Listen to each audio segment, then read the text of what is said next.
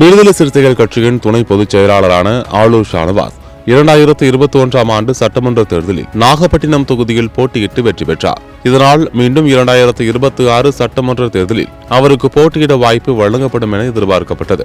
ஆனால் 2021 தேர்தலில் வென்ற பனையூர் பாபு, SS பாலாஜி, ஆளூர் ஷானவாஸ் என 3 பேருக்குமே 2026 தேர்தலில் சீட் வழங்கப்படவில்லை. இது அப்போது மிகுந்த சலசலப்பை ஏற்படுத்தியது.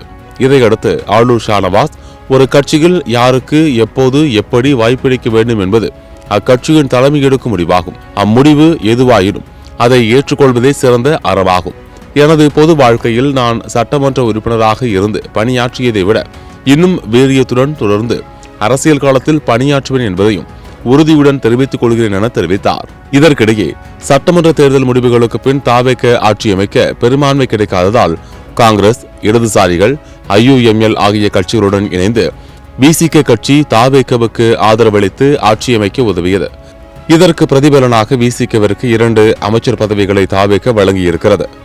தேர்தலுக்கு முன் தாவேக கட்சியை மோசமாக விமர்சனம் செய்துவிட்டு தேர்தலுக்கு பின்னர் அவர்களுடன் இணைந்தது ஆளூர் ஷானவாஸுக்கு பிடிக்கவில்லை என்று கூறப்பட்டது. இதை உறுதி செய்வது போல ஆளூர் ஷானவாஸின் சமூக வலைதள பக்கங்களின் விடுதலை சிறுத்தைகள் கட்சி அகற்றப்பட்டது. இந்நிலையில் திமுகவில் ஆளூர் ஷானவாஸ் விரைவில் தன்னை இணைத்துக் கொள்ளப் போவதாக நம்பத்தகுந்த தகவல்கள் வெளியாகி இருக்கின்றன. சமீபத்தில் பனையூர் பாபு 1200க்கும் மேற்பட்ட ஆதரவாளர்களுடன் திமுகவில் இணைந்தார். தற்போது அந்த வரிசையில் ஆளூர் ஷானவாஸும் இணைவார் என்று தெரிகிறது. VCK கட்சியின் போர்வாளாக அறியப்பட்ட ஆளூர் ஷானவாஸ் திமுகவில் இணையப் போவதாக வெளியான தகவல்களால் அக்கட்சியின் தலைவர் திருமாவளவன் கலக்கத்தில் இருப்பதாக கூறப்படுகிறது.